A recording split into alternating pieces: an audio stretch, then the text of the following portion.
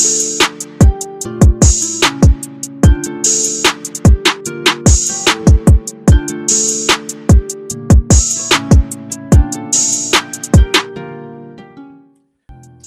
Frazier, a.k.a. Freezy, in the building, baby. What's up?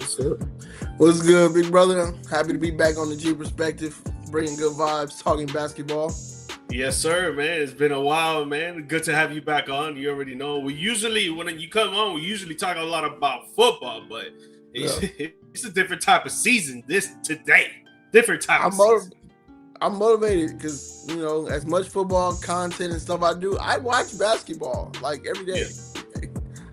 Yeah. Every day. I mean, watching basketball is awesome, bro. I mean, obviously it's not the same that it was when you were like a really little kid and I was like younger for sure. Like, it's not the same type of play. It's not the same type of grittiness and intensity that goes out there on the court for sure. But the skill level is just insane to me. Like, I don't know if you saw yesterday, and we're going to get more into this for sure, but there was one play that Kawhi went down the court. It was like towards the end of the first quarter, and he did one of these. He held the ball up here, came back down, and did a reverse layup without turning his torso. Bro, insane. It was not a similar play, but I know you saw... I don't even want to bring this up, but I saw Miles Bridges essentially do a Jordan-esque layup. Oh man, nasty. Yeah. And the old heads would be like, "Yo, MJ's the greatest for doing that layup," and it's like, this guy just did it on a Tuesday, literally. At least he can say he was one of the first to do it. So I guess he has that claim. That is no, for sure. Whenever the whole Bron Jordan debate comes up, like, there's a lot of back and forth for sure in that debate. But for sure, Jordan was the number one player when it came to hard work, finesse, and making the game as cool as it is. 100%. I think he's the coolest player ever to this day. To this day. Every time I see him, it's like he's just like gliding in the air. It's beautiful to watch. Yeah. And then right behind him, I would say AI. I like that. AI didn't have the hops like him. He was a little bit shorter for sure, but he didn't have the hops like trying to get up there and just slam it on somebody or do like a crazy windmill or finesse type dunk. Yeah, but he was such an elusive player, and he had that swag 100%. He definitely had it. Very influential. He started the shooting sleeve. The shooting sleeve and the headband, that combo right there. Yep. Sick ass combo. Super sick to this day. Yeah, facts. But guys, welcome back to another episode of the G Perspective. Before we get started and let you know what we're going to be talking about, please follow the social media accounts. You'll see a pop-up on your screen at GMike Media _ IG, TikTok, YouTube. The audio version of this podcast is available on all podcast platforms and on YouTube as the video version. You guys can follow Freezy as well. Freezy, let them know what you got. Freezy, voice crack. Freezy Sports on Instagram, Sports Freezy on Twitter. I had to get a new TikTok because I got shadow banned. So Justin Frazier .30 on TikTok. It's nasty. We'll probably come up with something creative, make a little name change. They said I could change my name now. I had to wait 30 days, so it'll probably be Freezy Sports again real soon. Okay, for sure. Well, guys, we're gonna be talking about the NBA play-in, the results of the first two matchups in the East, two matchups in the West, and then what we got the two matchups, one matchup in the East, one matchup in the West tomorrow night. Friday night is going to be happening, going down. We'll be talking about those previews as well. And if we have enough time, we're going to be talking about the first round and the previews of that. But, it's going to be a long-winded episode, so we'll just jump right into it. We'll talk about the first game and what went down with my Miami Heat and the Charlotte Hornets. And it was a very intense game from beginning to end and literally till the very end. Just to give you guys a couple of stats, if you guys didn't watch the game, the Charlotte Hornets beat the Miami Heat 127-126 in overtime to advance to the next game to play against, which we'll be talking about in a little bit, is the next team to try to get to the 8th seed to play the Detroit Pistons. LaMelo Ball was the player of the game. He had 30 points, 10 assists, 5 rebounds on 12 of 31 shots made, and 2 for 16 from the three. Wow. Jesus. Bam was taken out of that game at the beginning of the second quarter due to a controversial call. And I'll put it up here on the screen so you can see exactly what it is. Right here, this is LaMelo Ball. It's kind of cropped out a little bit. Let me see if I could change the angle on here. Make it look a little bit better. Let me see. No, I cannot. Well, his hand is literally right behind Bam Adebayo's heel, left heel right here, right? It's during the play. If you guys watch the play, if not, just go up on YouTube or go up on Google. Just put LaMelo Ball tripping Bam Adebayo and playing game. Trust me, you'll find it. It'll be one of the videos that pops up. His hand is right here, right behind Bam Adebayo's heel. Bam was about to step to try to save the ball. You can see it in his hand right here to try to throw it in. And he did. He was successful in that, which led to a Miami Heat fast break, right? LaMelo Ball's hands was right here. He tripped him up. That's the controversial call right there. Was it intentional trip or was it accidental, right? And with that being said, that's the biggest story of the game there. It did go down to the wire. We'll talk about that a little bit too. But that's the controversial topic of the game. So I just wanted to ask you, Freezy, should LaMelo Ball been ejected because of that play? I want to say I don't think so. I don't like ejections in big game. I don't like ejections in general, but I mean, obviously they're necessary. But I don't like ejections in big games. It kind of sucks because obviously Bam wasn't able to return to the game. That's your captain, your best defensive player. Honestly, even a table setter on offense. He's a great passer, great in the mid range. Who knows? Maybe he could have got another 80. I'm just playing, but losing your best player and your captain, especially in the first half of the game, that's deflating. Kudos to Miami for fighting as hard as they did. But it does suck to see when you especially lose by 1 point and to not have your best player out there and someone who the Heat already were playing great on defense. Charlotte missed a ton of shots.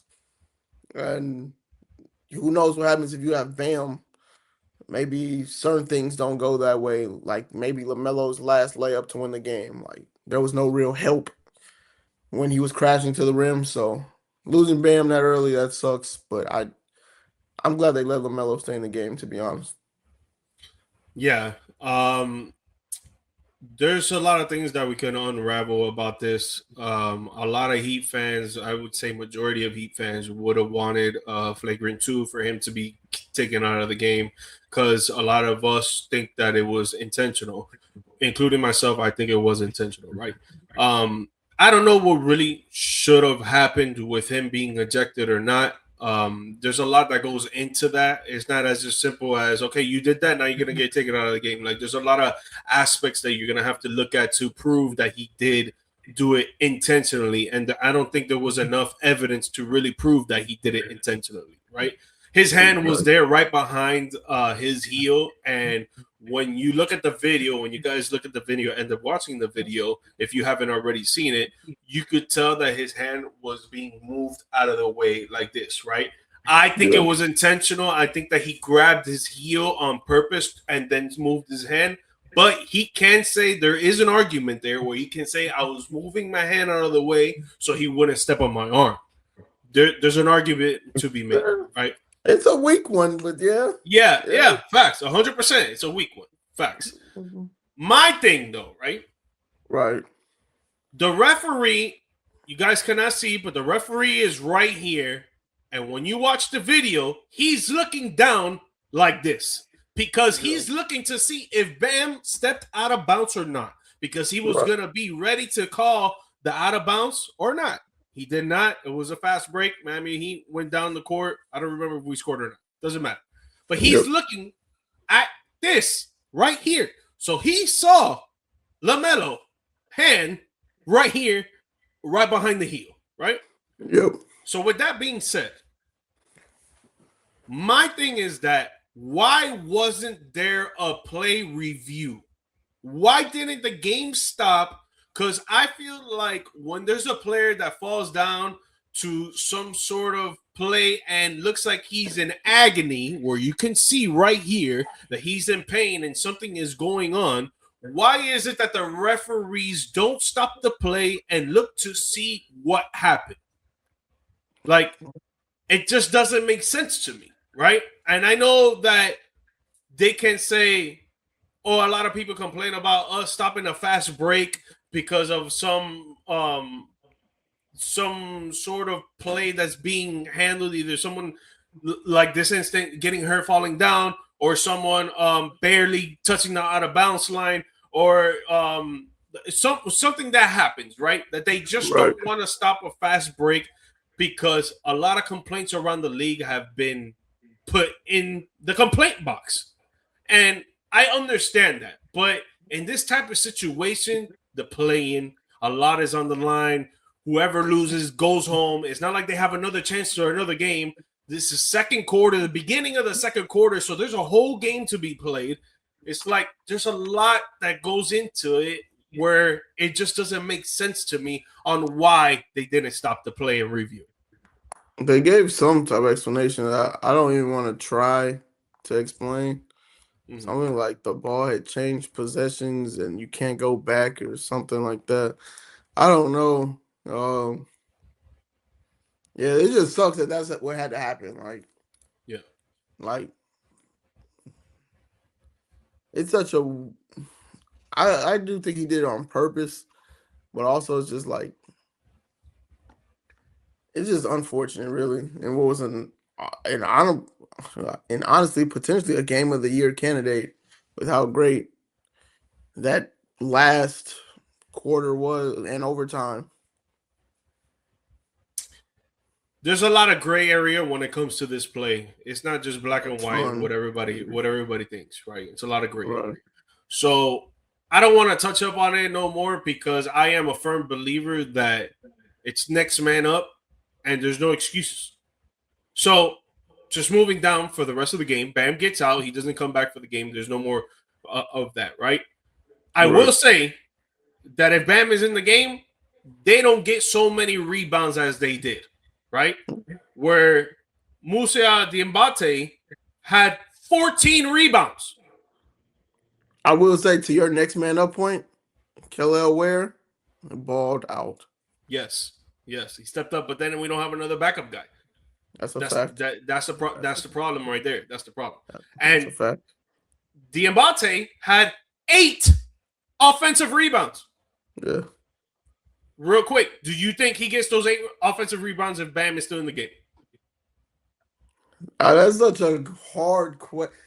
It is. It is. To Diabate's credit, he has been a fantastic offensive rebounder for the Hornets throughout the season. Mm-hmm. One of the pound for pound best rebounders in the league. He's actually been part of the reason how their season. I think he deserves more credit for how their season turned around due to his rebounding, due to his defense. So it is hard to say. I can't say. I really do think though Bam would have had more of an impact as far as like maybe even not in rebounding, which still could have happened, but definitely in like Charlotte getting to the rim. We know how great Bam is on the defensive end, so making things harder, especially when Charlotte wasn't hitting their outside shots. Condon hit 1-3. LaMelo, as you noted, was 2 for 16 from 3. Mm-hmm. Brandon Miller got hot from 3. Obviously, we saw Kobe White get hot from 3. But Miles Bridges, getting to that rim, Bam could have stopped that. And when they already weren't hitting their threes like they normally do, that's pretty much, in my opinion, a different outcome. Yeah, no, definitely. Already, if Colin Kanepo is playing normally how he was been playing all season, phenomenal rookie season from the kid, by the way, broke the single season 3-point record. No, I'm sorry. He led the league in 3 points made this season. He did break the rookie record though, so I mean the rookie record. Okay, so yeah, okay. That's the one I was looking at. And then right behind him was LaMelo Ball in second place, leading in 3-pointers. So they were shooting crazy lights out this whole season. He had a bad game. He went 0 for 6. You know, that when people think that experience doesn't matter in the playoffs, Man, what? that is it. That is it. Okay. So we move on. We go crazy game back and forth. I want to give kudos. Andrew Wiggins, 27 points, 4 for 8 and 3, 10 for 18 from the field. Davon Mitchell had a hell of a game, 28 points, 12 from 24, so he shot 50% from the field, 4 for 9 and 3s. Kel Ware, 19 rebounds. Jesus. 12 points, had a double-double. Tyler Hero, 23 points, 7 and 18, 3 for 6, right? With that being said, they came down the court at the end of the game. Kobe White hit a 3 to tie the game with 4 seconds left, or 8 seconds left, if I stand corrected. So we had one more play to go and get a bucket. Yeah. This is the thing. I like this because I'm on the same boat with you. Go ahead, though. This is the thing that pisses me off. Yep. You come down the court. Yep. You waste 6 seconds to get to the 3-point line. Then you have 2 seconds to make a move. And Tyler Hero goes left, then goes right, beats Brandon Miller, beats him, right? And he settles for a fadeaway 3 because the mother effer thinks it's freaking 2K. When you could have came down 4 seconds, make the left and the right, because I think that was a great move because the pick was coming to the left. You faked the pick and you came right, so he fell for it a little bit. It was like half a second, but still, you know, in the NBA, if you're a half a second behind an offensive player that is elite, they can make the shot. But why don't you freaking attack the basket and try to get a mid-range pull-up or a nice layup that you've been doing all season long when you've been healthy? Try to get a foul. Try to go to the free throw line. But you settled for a fadeaway 3. Please tell me why he did that, Justin, please. In real time, watching this, and me and my best homie, he's a coach. So I'm like, Ben, why did he just pull the Dame Lillard sidestep 3? Try like, and then he texted back, I don't know who he thinks he is. Like, I mean, like you said, you already wasted time setting up something as frustrating as a sidestep 3, like for your final shot when you could have got to the rim, you could have drawn a foul, you could have maybe even if you move with some pace, got a switch onto LaMelo, who you were cooking. All these things were possible if you just move with some pace. Instead, you walk the ball up. By the time you even look up, it's 3 seconds left. You got to make a move. The move is a sidestep 3 over a taller player like Brandon Miller, who even if you did get a step on him, his length and height was able to recover, and you missed the shot. And yeah, it was frustrating to me too. I know it's extra frustrating to you being a Heat fan, so I don't know what Tyler Hero's thinking. Can we get a superstar back in Miami? Can we do that? Please. That's all I ask. Please. It's been a long time. You guys have been. We had the Goran Dragic days. We had the what's my buddy's name? Tyler Johnson days. We've had we had the Jimmy Butler days. They were great. They were fine, but you knew you weren't. Even when you got to the finals, you knew you weren't winning the finals. Let's get a star back in Miami, man. The role player. I feel bad for Spo. Free Spo, man. Get Spo a star, please. And a lot of people are saying Spo needs to get up out of there, need to change, and this and that. It's like, no, man. It's the talent. It's the talent. Like, there's some talented players, like, you know, I'm never, ever going to play pro basketball, so I'm no one to speak. But we're talking about the players, comparing them to each other. And there's some players that just don't reach the peak that we think they're gonna reach. They're at a certain threshold, and it's cool. It's all right. But if you really want to win, you really want to be competitive, you can't be thinking that the players are at their peak is here while other players' peak is up here, that they're gonna compete. It's not gonna happen. Absolutely. It's not gonna happen, bro. And the last thing I want to say about it, bro, I really need to find out if there's an APB out for Norman Powell because the mother effer did not show up for nothing, bro. For nothing. felt Our like- all-star did not show up. 11 points, 5 for 9, like 1 for 2 in threes. Come on, dog. It felt like he never had the ball. Like, can we draw some plays up for Norman Powell? Thank you. I would say right there that's kind of Spo's fault, but I guess you go with the high hand. Andrew Wiggins, Davon Mitchell, and Tyler Andrew Hero. Wiggins was fantastic. He was. But yeah, so the Charlotte Hornets move on, and they will play. I do want to We'll say, talk George, about the I'm next sorry. game. I'm so It's sorry. all good.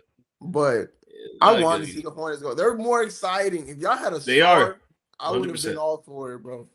100%, they're more excited, and I really want them to face the Detroit Pistons instead of the other team that we're talking about in a bit. But let's go to the second. Yeah, Yeah. We'll go to the second game of that night, which is hold on, let me take this out of here, make a little bit of space, little space here. And the second game of that night was the Phoenix Suns going up against the Portland Trail Blazers. The Portland Trail Blazers beat the Phoenix Suns 114 to 110 to advance to face the second seed in the West, which will be the San Antonio Spurs. Spurs will obviously have home court advantage here. Player of the game was Denny Alvida. Hopefully I said that right. If you know how to say his last name, Freezy, please correct me. I thought you said it dropping, right.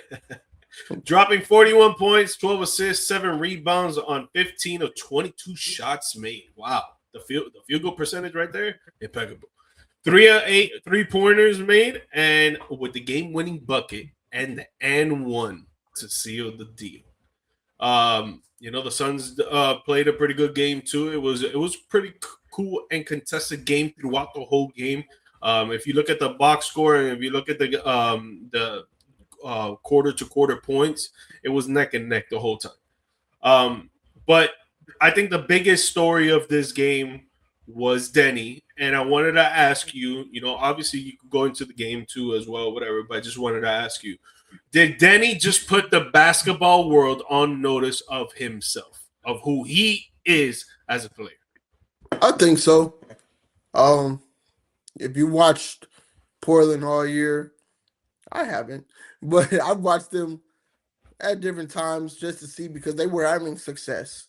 Tiago Splitter steps in because we know what Chauncey Billups is going through, and they're still having success.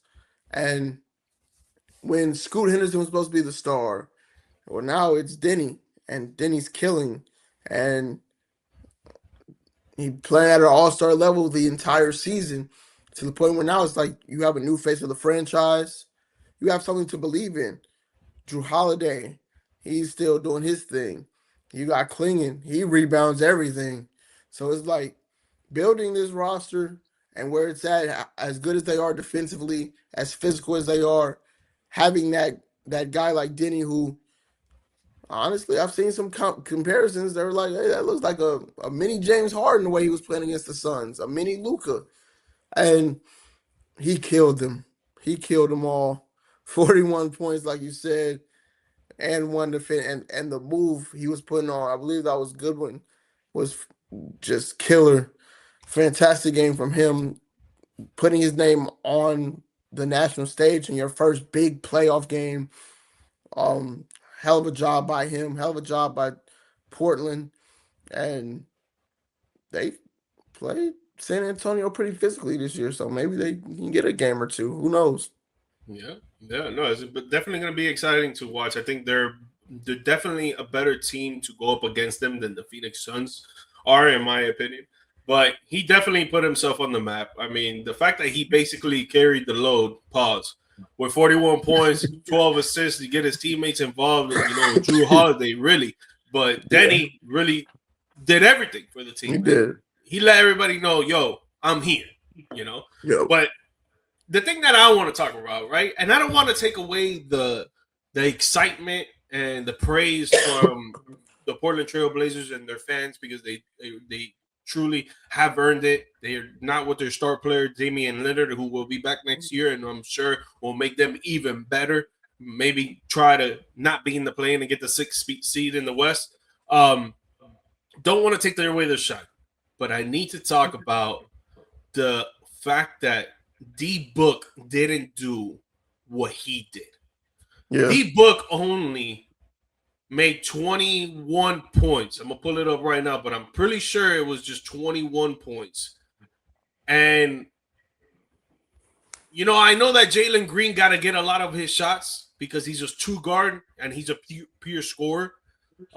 He had 35 points, 14 of 29 main shots, 2 for 7 on 3, and he had 5 rebounds and 2 assists. Right? D Book only had 20 points. 20 points, 6 for 10 in field goals. So he had 60% from the field, and he was 2 for 4 and 3. He was shooting good. But what I don't like is that Dylan Brooks had 22 points with 17 shot attempts. When the man is not nearly as good of a scorer as Devin Booker. And people are comparing Devin Booker to Kobe, MJ, Rip Hamilton in the mid-range form and trying to get to the basket. His three-point shot could get a little bit better for sure. But I think it's pretty decent, right? I agree.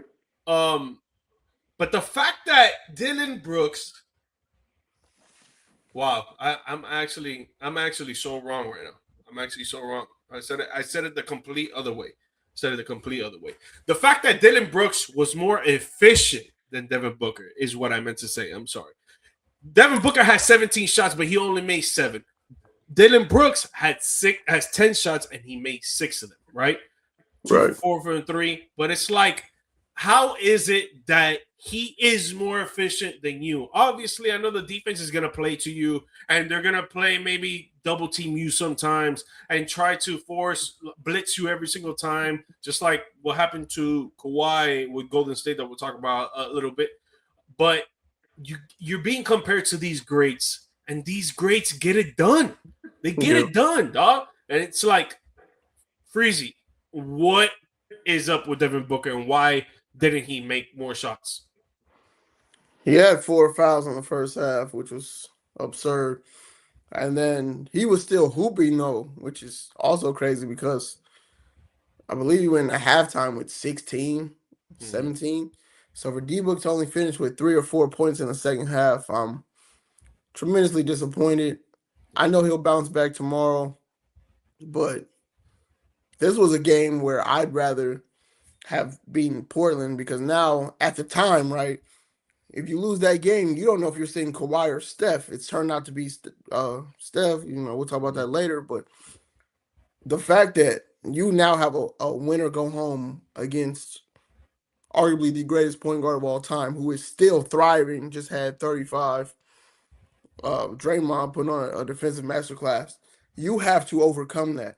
Portland was the worst of these teams, in my opinion. I still think the Suns are the better team. However, and the Suns had pulled away a little bit in the fourth quarter. Royce O'Neal gets a steal, hits a big 3. I believe it put him up 8, if I'm not mistaken. And so now, for you to have blown 8 rebounds. 8 rebounds. But they had a decent lead. They blew the lead. And then the final possessions, the last 2 possessions, D-Book takes kind of an awkward midi, a fadeaway, doesn't hit. And then the last possession leads with Jalen Green taking the final shot. And I know Jalen Green was hot, but this is Devin Booker's franchise. And if I'm going to go down, I'm going down with D-Book taking my final shot. So all in all, it's kind of disappointing for the Suns. You're at home. You have a chance to defeat Portland and move on and play San Antonio. Either way it goes, you're probably getting a death wish. You're either playing OKC or you're playing San Antonio. Thanks. Well, the fact now, you might not even get to those guys because there's this light-skinned this light-skinned man that's coming to town, and he very well might end your season a little bit earlier than you wanted. So we're going to find out what Devin Booker's made of tomorrow. But if I know anything about Devin Booker, I'm really confident he's going to respond because I'm sure he's seen what people have said. I hope, Freezy, because I really like Devin Booker, man. I think he's my second my second or third favorite shooting guard right now in the game, and it sucks to see that he did not put up at least 25. Obviously, only Yeah. 3 points away, but still, 3 points is 3 points. They would have lost only by one, or maybe Denny didn't have that confidence to go off the dribble and try to make that move and stuff. It would have been a different situation. Who knows? But 22 with 7 of 17 ain't gonna cut it, man. It's not gonna cut it. And he went 0 for 2 for 3. It's not like you got to be better, man. You want to be compared to Kobe, MJ, and Rip. And I'm not saying that he wants to be compared to them, but people are comparing to them. And it's just the name of the game. It's what it is. And Definitely. you gotta prove it in the moments, man. You got to. Absolutely. I know you've been there before. We know that you can do it. We know you can do it. It's just I was just wondering what the hell happened yesterday. But right. We'll move on. Next game that you alluded to, which was the Golden State Warriors going up against the Los Angeles Clippers. And the Golden State Warriors won this game 126 to 121. They will move on to face the Phoenix Suns to see who plays OKC in the first round. Los Angeles Clippers are going home. Player of the game, Steph Curry, 35 points, 4 assists, 12 for 23 from the field, and 7 for 12 from the three. This game was a lot of going into it. Clippers started off very well. They started on a 14-2 lead or something like that it was, and then Golden State just came back and they scored like a 14-0 run or something like that in the first quarter. Kawhi was doing good in the beginning. Darius Garland was doing good in the beginning. Down the line, Benedict Mathurin, he started doing good throughout the whole game. Towards the end of the game, it just seemed like the Golden State Warriors knew exactly what they were going to do, and they told Draymond Green, go show the world why you're a two-time Defensive Player of the Year and go guard the other team's best player, Kawhi Leonard. And the last 3 minutes of the game, Kawhi looked like he didn't know what was going on. He was getting blitzed. He tried to pass out from the blitz and got 2 turnovers, I think it was, in those 3 minutes. Golden State came down, hit a tying 3. Then Steph Curry came down, hit a go-ahead 3, and then they ended up sealing it at the game at the end. Wasn't that big of a storyline in this game. I think the craziest thing was that the fact that Draymond Green really put a stop to Kawhi Leonard in this game. But just to get your thoughts on the overall game, how do you feel about Golden State moving on and the Clippers getting sent home? Wardell Steph Curry is the greatest point guard to ever lace up a pair of sneakers. Facts. I don't care about the hoopla. I don't care what you watched when you were in 1985. Shout out to Magic Johnson. Much respect to him and his game. Steph Curry is the greatest point guard we have ever seen. He's obviously the greatest shooter we've ever seen. And he's one of the greatest overall offensive weapons we've ever seen. His off-ball movement has been spoken on 1,000 times. We know he's a great shooter. Still a really good finisher at the rim. And at this age, I feel like they just wasted some of his, even as he's gotten older, some of his better years because, one, there's been some injuries here, but they also haven't put the roster around him. Last night showed you Steph Curry still has some juice. He still got some gas in that tank. And although the Clippers, I thought they had it, I'm sure like most of us did because they kind of had like a steady like 6 to 10 point lead throughout the game. Just steady. And then fourth quarter comes, Kawhi looks like he's seeing ghosts. Shout out to Draymond. Benedict Mathurin, he looks like he's seeing ghosts after he was hooping. Darius Garland hit some crazy shots. Those weren't going anymore. So now you've got the Warriors back in Al Horford. He turned into Steph Curry. He turned into another form of Steph Curry. He's hitting big-time threes to get them back in the game. Again, shout out to Draymond and what he was able to do on the defensive end still. As much as I just gave Steph Curry love for being the offensive engine that he is, I have to give that same love back to Draymond for being the defensive engine that he is. Still at this age, being able to lock down a Kawhi Leonard who is having a career year at 34 and could be a first team All NBA member, for you to lock him down in the fourth quarter. Man, this Warriors team has some tremendous fight. I didn't know if they had enough juice coming into the game as a team. I thought maybe they'd be a little lackadaisical, but they fought, man. They fought like the champions that, at least on this team, that Steph, Draymond, and Porzingis are, and the young guys, B Pods, they they showed up, man. They showed up. So shout out to the Warriors, big time W. I'm excited. I'm excited to see them tomorrow against the Suns, man. I think it's gonna be a fantastic game. I can't wait to watch it. Yeah, definitely. And if the young cats can play the way that they played in this game, because that was the ultimate deal breaker for me. I didn't think that Golden State, anybody else except for Porzingis, maybe giving 12, 15. He gave Yeah, 20, 5 more points is still a lot. 5 more points is 5 more points. right. Um, I didn't think he was going to be able to match up with the Clippers, with Mathurin, with Darius Garland, and with Kawhi Leonard. I actually had said, like, if Darius Garland shows up, they win, right? Yeah, He showed up, but the youngins for the Golden State Warriors showed up. Guy yes they Santos, did. 20 points. Porzingis, 20 points. Obviously, Steph Curry, 35 points. B-Pod, 17 points. Al Horford, the dinosaur of the NBA, 14 points, 4 for 7 from 3. 2 crucial threes at the end of the game. Stepped up. He showed why he's a champion. He shows why he doesn't want to play all regular season and comes in the playoffs and starts going Yeah, crazy. You know what I'm saying? Like, he goes out there and he got to do what he got to do. And shout out Draymond and Gary Payton in the second for the defensive paralysis, man. Because if it's yeah, not for them, bro, like, I don't know where the Golden State Warriors would be, because everybody else on defense got yeah. trash. So it's like they gotta really be grateful for them too, just on the defensive side.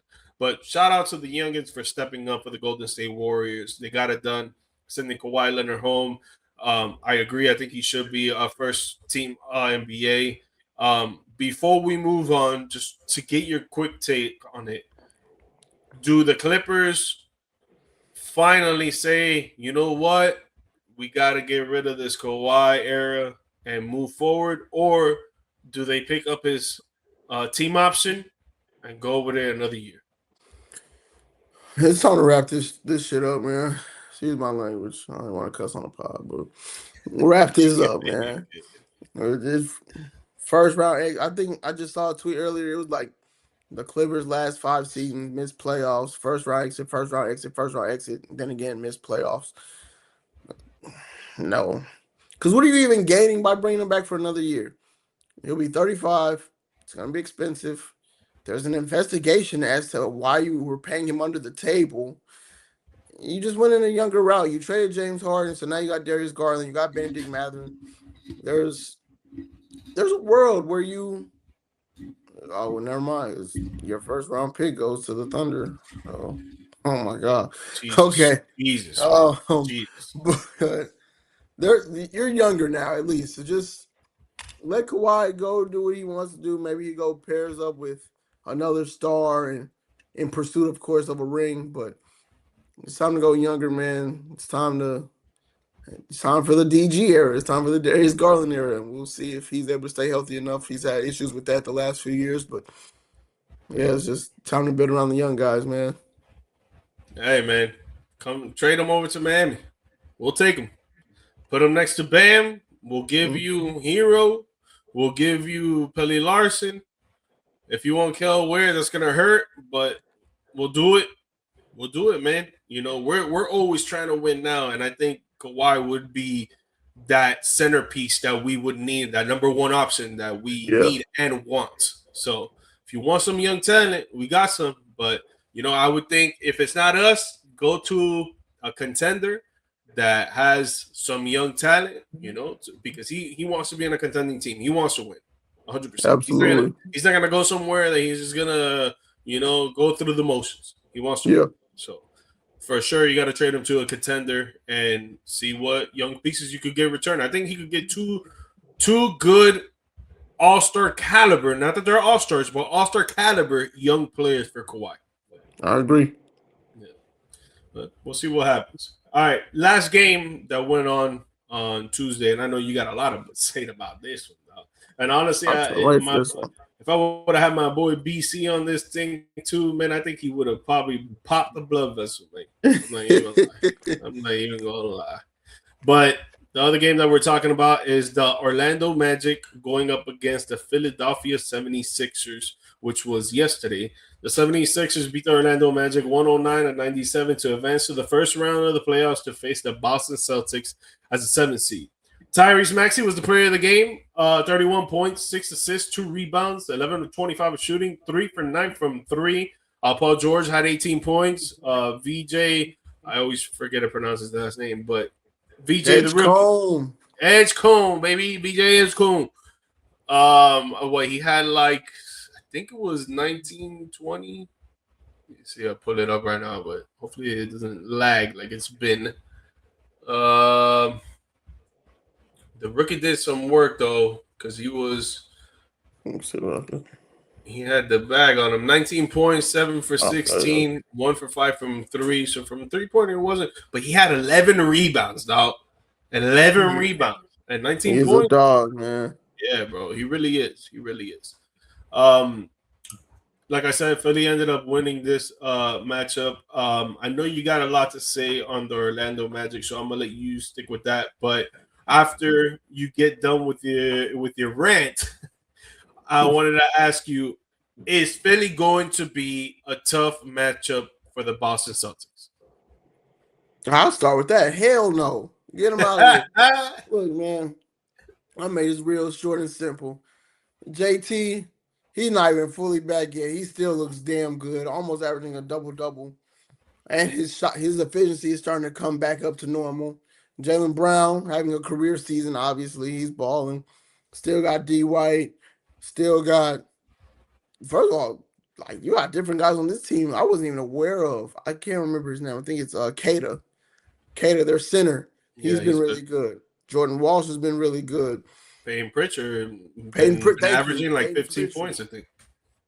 Man, Boston in 4, but if Maxey has one of those games, because he's very capable, 5, but Boston's about to eradicate these brothers, man. It's over with.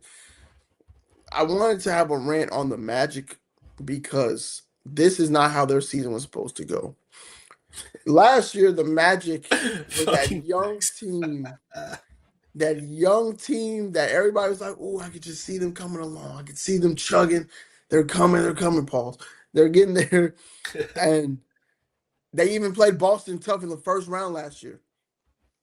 This year, defense falls off. You added Desmond Bain because you needed shooting. That didn't fix the offense because you don't have a real good table setter at point guard.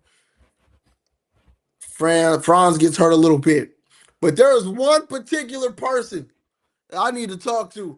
Paulo Banchero, come sit next to me, brother. Let me tell you something. I have had doubts about him for a while. Just his style of play annoys me. But it's real heavy bully ball and no efficiency. But for you to play like that yesterday, nah, brother. Not like there's a real case that could be made that Orlando should trade Paulo Banker. They're not going to. They're gonna fire their coach first. This Franz Paulo duo is not working. Yeah, you could be like, oh, with Jason Tatum and Jaylen Brown, they had this. Jason Tatum and Jaylen Brown did not look this bad to start. In their first run together, they were pushing LeBron to Game 7 in the Eastern Conference Finals. They just had a few instances where they couldn't get over the hump. Over the hump. Orlando can't even get to the hump. Bro, yes, are they young? Absolutely. Can they get better over time? For sure. I think Franz is the better player, but Paulo he's the first overall pick. He's been made to be the face of the franchise. This season has been disgusting for his PR because you have played terrible the entire season. The entire inefficient. Again, the defense is falling off. The way you're a ball stopper on offense. What are we doing, man? What are we doing? I was disgusted with Paulo's performance yesterday from start to finish. honestly, it was egregious. He's lucky as hell he gets another chance tomorrow. And he best, for his sake, he best play good. Because I will gladly make another one of these. I'll come back on the pod just to rant about how bad he was tomorrow. If he is. If he's good, I'll gladly give him his flowers. But the fact that you are that guy for this team, Desmond Bain had, what do you have, George? 34? And you can't 34. give him just a little something. A little something. This game wasn't out of reach. This game wasn't a blowout. They pulled away, but you had multiple chances in this game. And you're a franchise player who, again, has been ass the entire season. I'm nothing, bro. I have nothing for Paulo. Again, if it was me, I'd have a real talk with the GM in the offseason about maybe we should break this Franz. I'm keeping Franz though. I like him. He wasn't good yesterday either. He wasn't. But he brings more to the table. Franz can play make. Franz can also rebound. I believe Franz is also a good defender. Great But defender. great defender, thank you. Paulo's not playmaking like Franz. Paulo isn't even neither one of them can shoot. Let's get that done. Franz used to be able to shoot. I don't know what the hell happened. This year he got back up to like 35%. But like, give me Franz, man. Franz, you're good, fine, it's whatever. Paulo, brother, maybe you need to go about what is that, George? Like 2 hours south to Miami. Maybe you can head down that way. I still would feel bad for you, George, because on a random Tuesday night, We you don't might want that. see Paul. I'm saying you might see Paulo go 9 for 26. Now We don't want now you're popping a blood vessel. That's all. I'm done, man. I'm done with the Paulo Banker. And they already paid. Oh my gosh, they already paid him. Man, look, I'm done. The Magic gonna be bad for a while, bro. I don't care. They're done. To Freezy's point, Paulo Banquero had 18 points, 7 for 22 on the field, 0 for 5 from 3. It's a lot of nights that look like this, by the way. 6 turnovers. You know, I'm going to touch up on that first, and then I'll get to Philly and Boston. The game was tight the whole game until like the last 6 minutes of the game, right? yep. Where Paulo had 2 open threes from the same side of the court, left hand corner. Botched them both. Had 2 blown layups.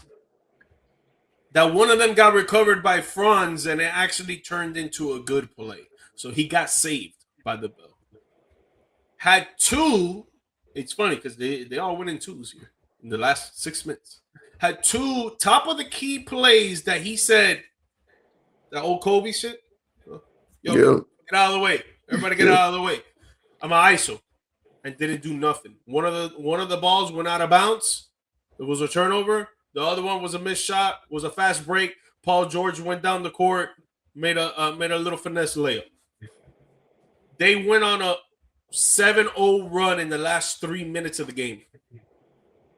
Well, no, because Magic ended up scoring 7-2 run in the last 3 minutes of the game, and it's like you want to be the franchise player, you want to put the team on your back, but when it's time to deliver, you're not delivering. So I think that Paulo is a great player. I think he's very talented offensively, and I do agree with that. I think that he can take guys off the dribble, and he can do ISO plays, and he can shoot threes, right? But I think he does it too excessively. When you could be a back to the basket player like you were in high school, like you were in Duke, like you were the first year with the Magic, and then you went away from it. Why? Does it go to the fact that you just want to go out there and prove to everybody that you can be a finesse player and you can do all this stuff?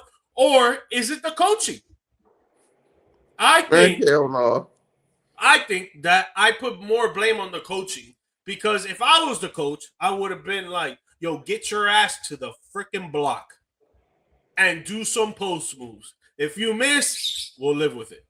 But if you want to play make from the post, that's cool because he used to do that as well. And he did it very well. But you trying to take someone off the dribble at the top of the key, like if you are freaking AI against MJ, that one viral clip that went back in the day, like what do you think this is? Like, come on, bro. And then you're only scoring 18 points and over 5 in a game that, yes, it's not an elimination game, but you should have treated it as. It's just there's too many things with the Magic, man. There's not a lot of scores. Desmond Bain, he did what he needed to do, 34 points. But friends, Wagner was Casper out there. Couldn't see him. Paulo was not the clutch guy. The gene is not in his DNA for that game. And you just if you really wanted to put all the weight on Desmond Bain, why are we not feeding a hot hen and not giving it to Paulo or Franz? It's simple, man. It's simple. Like they just couldn't deliver while the Sixers did with Maxi, BJ, and PG. Yep. Simple. Insane. Now what and I'll just make this quick because I don't think it's gonna happen that the Boston Celtics lose to the Philadelphia 76ers, but I do think that a lot of people are underestimating them, and especially if Joel Embiid comes back to play. Now, the percentage of that happening is like less than 10%, so I don't want you Sixer fans out there, Logan, to get super excited about Joel Embiid coming back and helping them to try to get past the Boston Celtics, which would be something freaking amazing. I don't think a lot of people have Boston losing. I think they think they're going to go on to the next round. I would say 99% of basketball fans that watch the NBA. And I think Celtics win in 6, and I'm giving the generously 6 to the Philadelphia 76ers. Wouldn't be surprised if it's in 5 or 4 for sure. But I would not also be surprised if Philly comes out and they start smacking people in the mouth and they don't let down and they start doing what they need to do to try to put themselves in the position to win. Because I think they're going to be gritty. I think they're going to go out there and they're going to show that they can score with the best of them. And when you really put pen to paper, talent to talent, you got Jason Tatum, JB, Derek White, Payne Pritchard. Those are the 4 that can consistently score over 10 points, right? Maybe Sam Hauser could give you about 2-3 threes, depending on the night. Kada, he could get a double-double. You know, I wouldn't say consistently, but he could get it. And then you look at to the other side, again, if Joel Embiid comes back. You look at the other side, Joel Embiid, you got VJ, you got Paul George, you got Tyrese Maxey, and honestly, Kelly Oubre has been there before too. And the backup center is Andre Drummond, where he's been there before too. So it's like I think they're a little underestimated. I don't think they're gonna get past the Boston Celtics because I don't think Joel Embiid comes back. I don't think he's gonna play. But if he does, Freezy, that's a series that everybody gotta watch. Man, Philly, I hope y'all got y'all resorts already booked. It's over, buddy. It's over. Come join us in South Beach. Yeah, quickly. All right, we don't have a lot of time to go for the second round, so we'll just talk about the 2 previews for tomorrow. Just quick hitters. So, like we mentioned, Golden State going up against the Phoenix Suns. Freezy, who you got? I had a winner, and then in my head, it just like when you start going over it, you're like, damn, I don't know, man. I like the Suns, but I'm not going against Steph Curry. Man, the championship experience on that team. First of all, having Draymond and Dylan Brooks on the same court. Oh my goodness, something's bound to happen. I'm sure. WWE pay-per-view. Hey, it's WrestleMania weekend, so something is bound to happen. Thanks. Steph Curry, best point guard ever, best shooter ever, goes into Phoenix and sets up a first round date with the new best point guard in the world, Shai Gilgeous-Alexander. and that should be a fun matchup as well. So, Suns get the win on the road, I believe they're on the road. So yeah, I'll go with I mean, not the Suns. Sorry, the Warriors get the win Yeah, on the the road world. Yeah. and move on to the first round of the playoffs. I do feel like Devin Booker's gonna have a revenge game. I think that he's gonna come out and score 30 plus. I feel like he didn't do it in Tuesday's game, so for sure he's gonna want to do it in this game and prove to everybody that he can beat that guy to do it. My only thing is, are we gonna see Jalen Green do the same level of performance that he That's a good did in the question. other game? 35 points. I don't know. I don't know if he really does that again. Does Dylan Brooks hit 6 for 10 shooting, 60% from the field? I don't know. That's tough for me to see. If they do, they have a big chance of winning. But just like on the other side, you got Steph Curry, where he loves the pressure. He loves playoff basketball. And you see that he wants to keep playing, because if not, he would have sat out the whole season and he would have been like, man, F that. I'm gonna wait till next year when Jimmy comes back. We got Porzingis, Draymond. No, we got a full healthy team. Like, I'll be ready for the offseason. It is what it is. But nah, he comes back and he's like, yo, you know what? I want to display my greatness where he doesn't have to, because we know how great he is. And he'll probably put up 35 again, or probably even 40 this game. The only Yeah, thing in there is the young cats, the role players, always play great at home, right? right. They play great on the road against the Clippers. Can they do it again in Phoenix? Can they go out there? Guy Santos, 20 points. B Pop, 17 points. Porzingis, 20 points. Excuse me. Can they do that again and go to Phoenix and get an upset win? And I think that they will. I think they're going to have enough. I think Steph Curry is going to go out there and ball, and he's going to drag his team to the first round to face the Oklahoma City Thunder, where they're probably going to get waxed. To be honest. To be honest. Last game before we get out of here, it is the Orlando Magic against the Charlotte Hornets. Freezy, who you got? The Hornets. Though I can't say what I just said for like 3 to 5 minutes and then pick the Magic. I think the Hornets are the better team. I know they're the more fun team. Um, Orlando can provide some problems. Like you guys were able to Miami, you guys were able to provide issues for them with your size, Pauls, and just like being bigger than Miami. I mean, bigger than Charlotte. Orlando has similar things like that. That can like Paolo's a big guy, Franz is a big guy, Wendell Carter's a big guy. Like you have the size necessary to present problems for Charlotte. However, I don't think Charlotte will shoot that bad again. I don't think they'll have. I think they'll be better overall, even defensively. I think they'll be better. And Paulo gonna have to show me, man. Until he shows me, I'm expecting another 8 for 23. Right, like I'll give him 1 3 pointer. One for 4 for 3. And Charlotte moves on to play the Pistons in a matchup that I'm just saying I ain't saying nothing, but I'm saying something. So Charlotte first round versus Pistons. I'll have my popcorn ready. I think Charlotte would be the most exciting matchup against the Detroit Pistons for sure. Like, they play such free level basketball that it's insane just to watch it. You're like, wow, that just happened. Oh my God, did you see that? Like, that's the type of reaction that you're getting when you're watching the Charlotte Hornets. I don't think Con Canupa's going to have a bad game again. I don't think 2 games in a row that he's going to shoot 0 for 6. There's no way that he misses all his threes again. I don't think that happens. I think Brandon Miller's going to step up. I think Miles Bridges is going to step up for sure. But I gotta take Orlando Magic at home, man. I feel like they play very differently at home. I think Paulo's gonna have a revenge game. He's had games where he drops 40 points and gets 15 rebounds. Yes. He can do that, so maybe he does it again. Desmond Bain, I think he's gonna step up to the plate as well. I think he's gonna have 2 good games in a row. I think Franz Wagner's gonna have a better game as well. I see Franz with 20 points at least. Jalen Suggs, he went 1 from 9 for the field, 1 for 6 from 3. I don't think that happens again. Again, role players play way better at the crib. So I think they're going to have a way better game. I could see Orlando winning by like at least 5. Okay. All right.